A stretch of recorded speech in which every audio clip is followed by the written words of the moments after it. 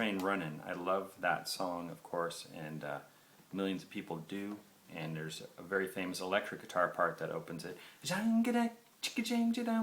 But there's also this killer Travis pick lick that's like an overdub played by Patrick Simmons of the Doobie Brothers. And I want to thank a friend online named Brian who emailed me to see if I could remember how to play it, because I've figured it out before. And I'm such an evangelist for Travis picking, even though I consider myself a total amateur at it. It's the coolest style, so I've been getting into it more and more lately. So thanks for reminding me of this great Travis pick lick. And I can show you how to play it, or at least how I play it. For the record, I gotta say, I don't know exactly which tuning Patrick Simmons used or uses when he plays it, but this is pretty damn close, and I'm very confident the notes are very close. So at least we got the notes right, even if we don't have the exact fingering, because you know how it is in guitar, you can play the same thing so many different ways, which is one reason it's so cool, right? So again, Travis picking. This is based on this this thumb bass line thing that is such the hallmark of the style. And then we add the other notes on top, and it really it's all credited mostly. It goes back to the guy who put his name on this style is Merle Travis. Probably the only style that's known exclusively by a person's name. Travis picking, Merle Travis. Now, before we get into the tuning and everything, you could use a thumb pick if you want. I think Patrick Simmons probably does, but most of the big people in this style, which would be Merle himself and the guy who he influenced hugely, Chet Atkins, who famously said, if it wasn't for Merle Travis, I'd still be looking at the rear end of a mule. One of my favorite guitar quotes, had to throw that in there. And then, of course, who did Chet influence? Tommy Emmanuel. So it all goes down the line, and those guys all use thumb picks. I tend to use my thumb because it doesn't have as much attack, it doesn't have as much volume, but I can still do all this other stuff, and I like to, whatever, any other stuff that you want to do on a guitar where the thumb pick might get in the way, then you don't have to use a thumb pick. But that's the hallmark of the style. And then, of course, sometimes we use open tunings, right? Before we go any further, know that this is an open tuning here. It's a very simple open tuning, one of the most basic open tunings, which is open E minor. All I did was, in standard tuning, raise the 5th string a whole step from A to B, and raise the 4th string a whole step from D to E, which gives you an open E minor chord if you strum all 6 strings. Put a capo on at the 3rd fret, which puts us in the key of the original Doobie Brothers recording, and you get an open G minor chord. So it's this nice little jangle. Now let's talk about the form of the song, because we're going to think about it in 3 parts, because this is really a blues form. It's a 12-bar blues, and it's a minor blues, which means that the 5 chord is going to be kind of a 6 to the 5, so it's kind of 2 for 1 there. So first we'll look at the 1 minor chord, then we'll look at the 4 minor chord, and then we'll look at the turnaround, which is a 6-5 turnaround. So here's the 1 minor.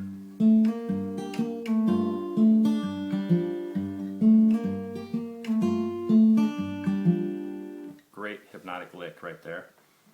Now again, we got our bass line, but the left hand's moving around, which kind of adds some mystique to it. But basically the thumb is still doing this.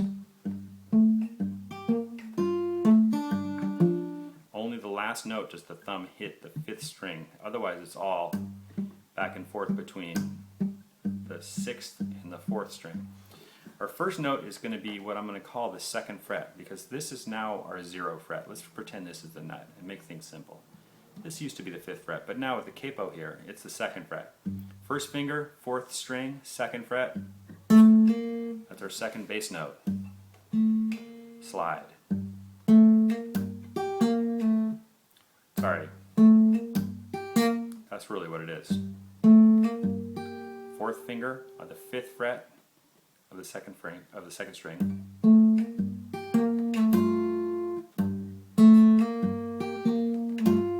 And then this time we have a bass note with the 3rd finger on the 3rd fret of the 2nd string.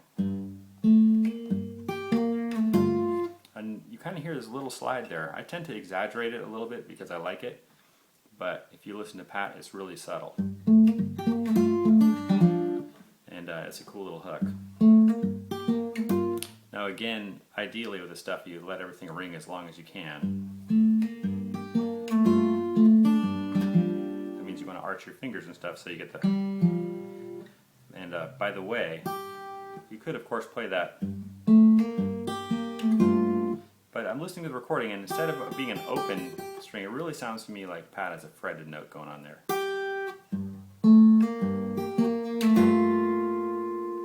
So there's that. And then, I love the ending. Practice this. And as far as these two fingers go, I use these two fingers a lot for the melody notes. I was talking to Tom Bresh, Merle Travis's son, who's just the most amazing Travis picker. And in case you don't know how to spell that, that's T-H-O-M-B-R-E-S-H. Tom, phenomenal, my God. What an entertaining guy, too. And anyway, he was saying that his father really did all of it with just his thumb and his first finger. So it's amazing what you can do with just these two fingers. I tend to use this, sometimes this. And I like to keep more in the party, you know, so it's up to you. But back to that thing, practice that however you want to play it. I think I'm using the second finger on the open, well, not the B string anymore, the second string. Second finger, second string, first finger, fourth string, and then thumb note, bass note on the third fret of the fifth string.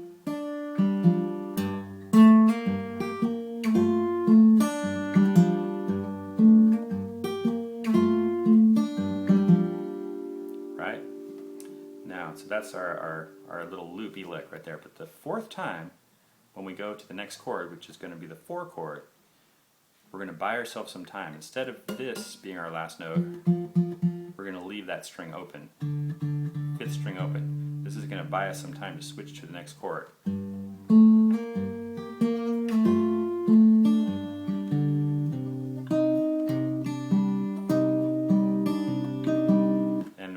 At the tempo of the song, which is pretty fast, that little extra, that fast, gives you all the time you need to jump to here, and you're going to need it.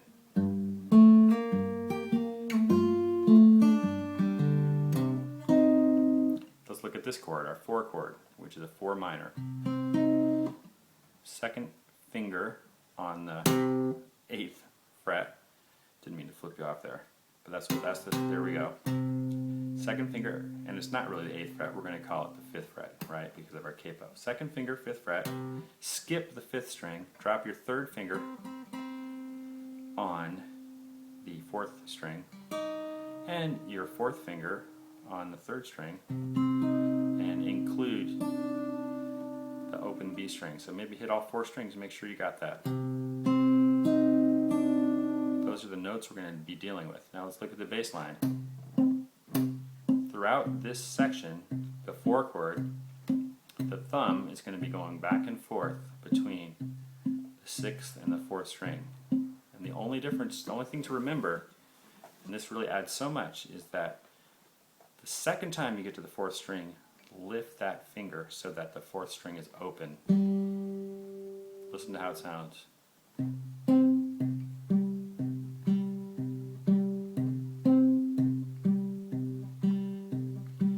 Of course, with Travis picking, it's really hard to learn the bass line and then the upper part separately and then put them together. You kind of got to learn the whole thing at once, like a composite part of both parts.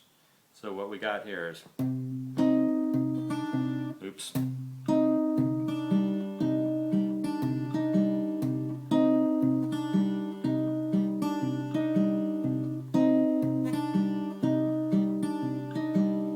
Right? And what is going on there? The first note is a bass note. Then the second grip is 4th string and the 3rd string together. Then right after the 3rd bass note, open 2nd string, followed by the open 4th string. Back to this, which is the 6th and the 3rd.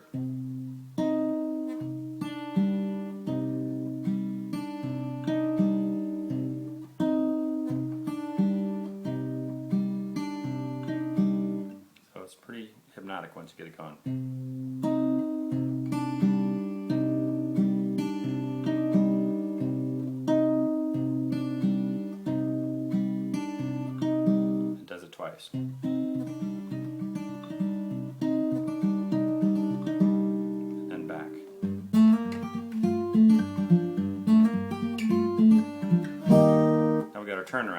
6th chord to the 5. It's actually a 5 sus to the 5 3. Sus 4 to 3. 3 being just the normal major chord. But I like to think of that as the 4 dropping to 3, right? So first, the 6th chord. Super simple. Got our first finger, 1st fret, 5th string. All the other strings are open except for the 2nd finger at the 1st fret of the 2nd string. Now this bass line is going to be, we're going to be doing the 5th to the 3rd, starting with a little chord. And sometimes he's hitting more than one string at a time at the top. Sometimes maybe he's just hitting one note at a time. This note, by the way, is just the 3rd fret, right, of the high string. You can kind of mix that into taste as far as how many strings you're hitting in this chord. I don't know if he's scientific about that. And honestly, and this is one part of the recording to me where it sounds like he's playing a fretted grip, but these are the notes. I don't know exactly which fingering he's using, but at least we got the notes. Right? What'd I do there? Again, we use the 5th string to buy time to change grips, and it happens to sound good.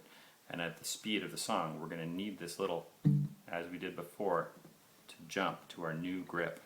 And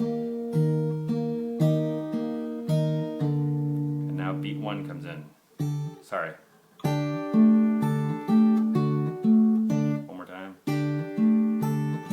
Oops.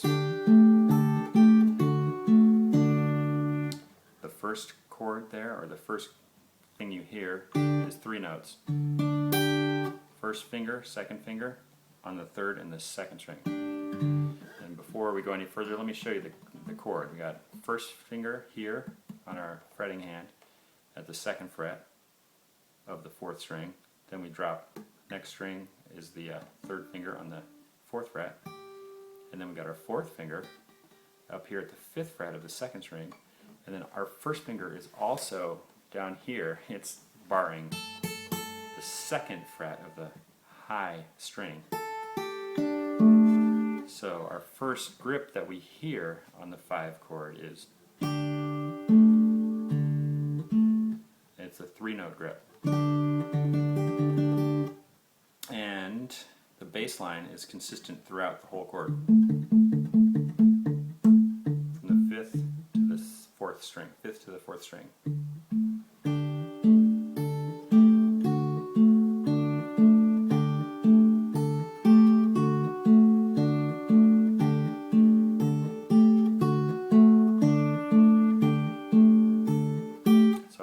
Really a chord in the first grip, and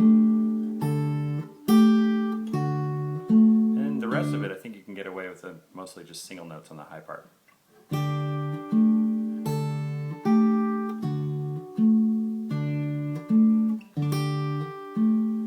High string and 5th string.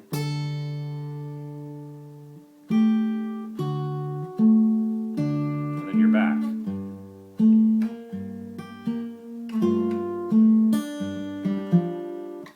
Breaks in the song, I mean, you can figure out the rest. It's probably just hit all the open strings.